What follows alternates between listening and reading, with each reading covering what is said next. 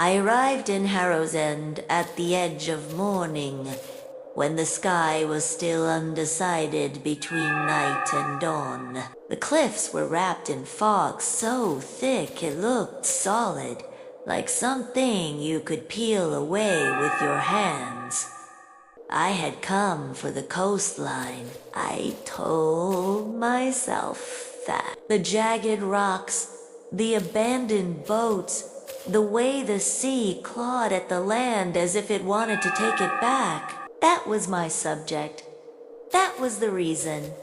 The lighthouse was not... I didn't even notice it at first. It stood on the furthest cliff, tall and narrow, its silhouette barely visible through the mist. There was something unfinished about it, something that didn't belong to the rest of the coast. The town itself was small, quiet streets, paint peeling from wooden houses, windows that reflected the sea like dull eyes. No tourists, no cafes with cheerful signs, just wind, salt, and a silence that pressed against the ears. I was setting up my tripod when the light appeared. It wasn't bright, not dramatic, just a thin blade cutting slowly through the fog from the lighthouse tower. I frowned and zoomed in with my lens. The housing report I had read before coming here mentioned the lighthouse had been inactive for years. Automated systems removed. Electrical grid disconnected. It shouldn't have been operating. Yet, the beam moved. Not in a smooth mechanical sweep, but in slight hesitations. It paused, adjusted, resumed as if correcting itself. I told myself it was a trick of the mist. Later that afternoon, in the only grocery store in town, an older man watched me longer than was comfortable. He had the kind of face that had been carved by wind and regret. When I asked about the lighthouse, his jaw tightened. "It doesn't run anymore," he said flatly. "I saw it this morning." "You saw something," he replied, "but it doesn't run." He didn't offer more. I didn't push. That night, from my rented room overlooking the cliffs, I saw it again. The beam sliced through darkness. Now, stronger, whiter, it swept across the water, then across the land, then just briefly across the window of my room. The glass shimmered as if touched by something more solid than light. I lifted my camera. Through the lens, the lighthouse looked closer. Not geographically closer, but larger? The proportions were wrong. The tower stretched higher than it had during the day. The balcony beneath the lantern room looked wider. The windows seemed too numerous. When I lowered the camera, it was normal again. I didn't sleep much. The next morning, I decided to walk. Curiosity has always been my flaw. It has taken me into collapsed buildings and beneath rusting bridges, into places people avoid because they sense something off about them. I've always believed that off is just another word for misunderstood. The path to the lighthouse was narrow, hugging the cliffside. Fog rolled in waves, swallowing the ground ahead of me and revealing it again. The tower loomed larger as I approached, though I couldn't T-shake the feeling that it was receding at the same time, like chasing a horizon. Up close, it looked ordinary. Stone walls, weathered by decades of salt and storm, rust along the railings. A wooden door at its base, slightly ajar. It hadn't been open in any of the town's photographs I'd researched. I stood at the threshold longer than I cared to admit. The interior was dark, but not entirely. A faint glow pulsed from above, rhythmic and patient. "Hello," I called. My voice entered and did not return. No echo, no bounce. Off stone.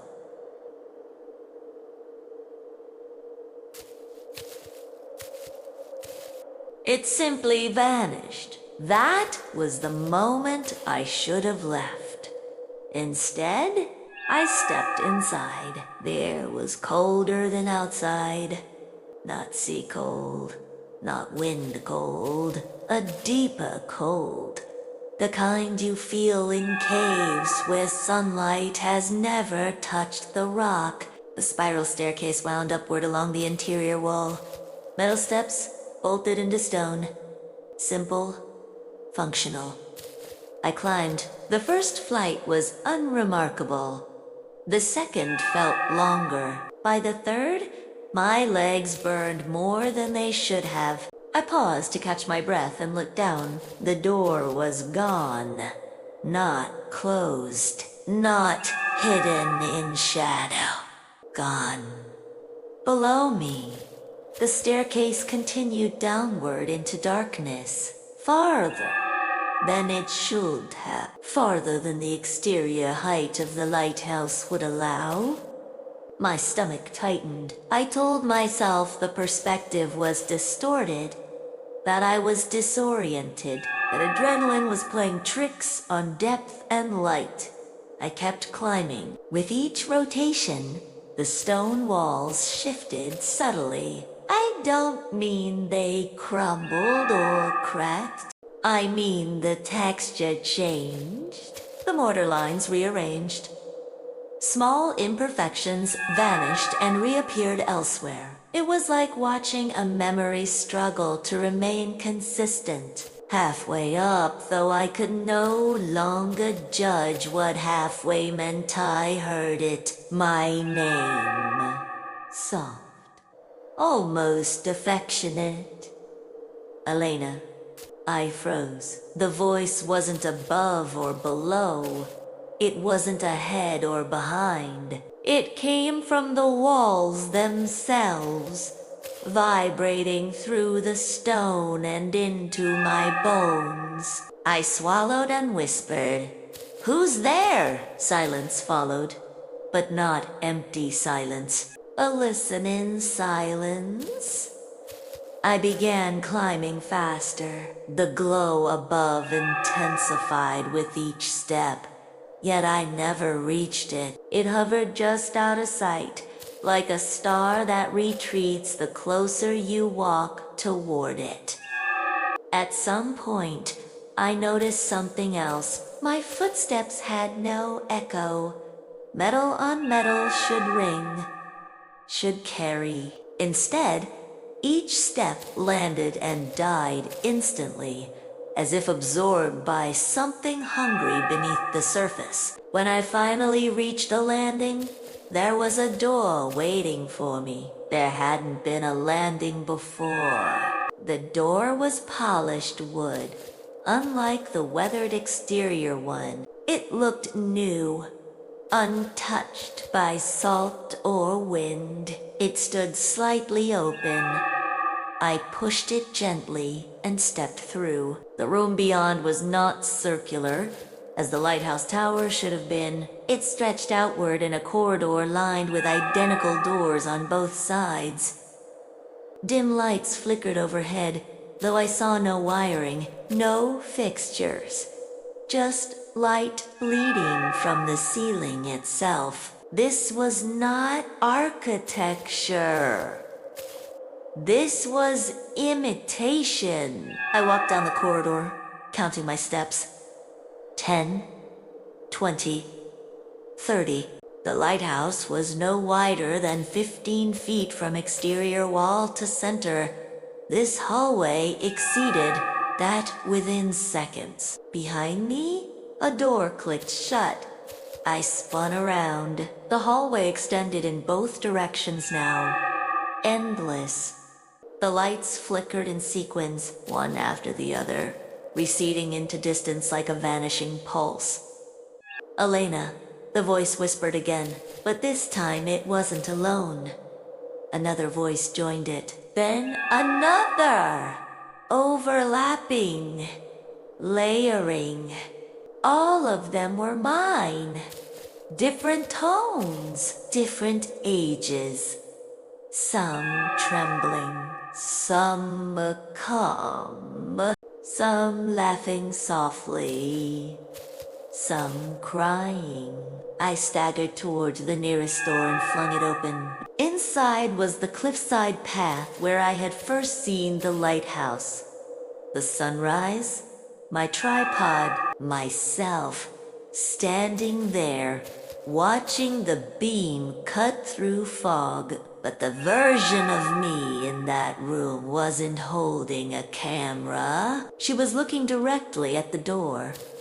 At me. Her expression was not fear. It was recognition.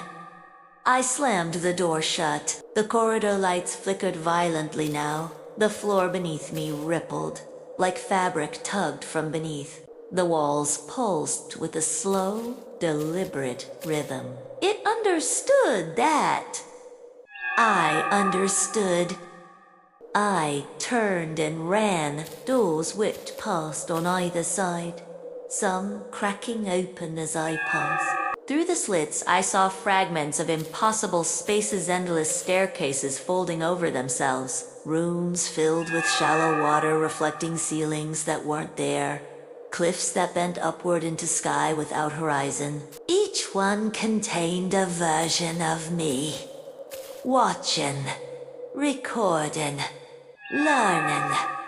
The corridor narrowed suddenly, forcing me into darkness. I stumbled, hands scraping against stone that felt warmer now. Alive. The whispering crescendoed until it was no longer whispering but a low, unified hum. Not chaotic. Structured. As if assembling data. A realization crawled into my mind, unwanted and cold. The lighthouse wasn't haunted. It was observing every person who entered, every perception, every fear, every assumption about space and time and safety.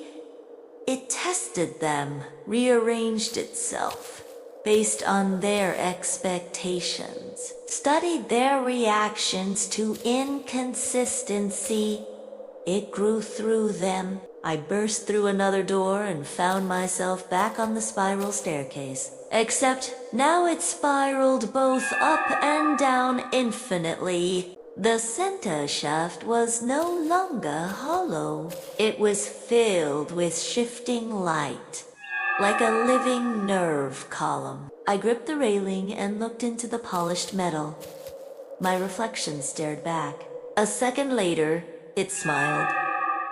I had not. Slowly, deliberately, the reflection raised its hand and pressed it against the inner side of the railing. From my side, the metal was cold and solid. From its side, the surface rippled like water. Elena? It said, though my lips remained still. You're almost finished. Finished with what?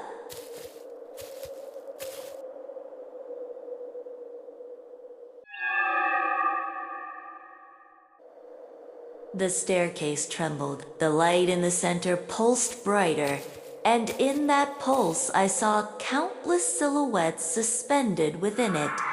Figures have imprints of people reduced to outlines of perception.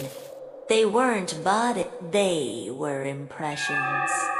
Memories of movement, of fear. Data. The lighthouse did not need to kill.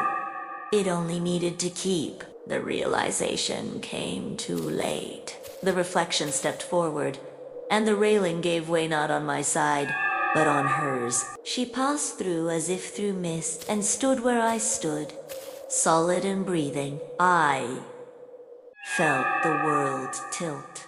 The staircase elongated above me.